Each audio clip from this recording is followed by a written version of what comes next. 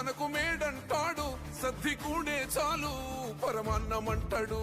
ఏ స్వార్థం లేదు, అన్యాయం రాదు, సామాన్యుల తోడై ఉండే నాయకుడు.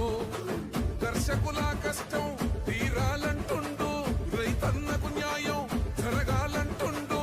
అందుకే చేస్తుండు ఆగని అలవని పోరాటం.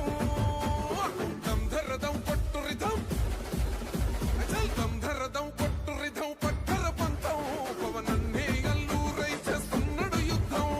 దంధరదం కొట్టురిదం, పట్టర పంతం. జన సైనికని కట్టెవ్వడు చెయ్యర యుద్ధం.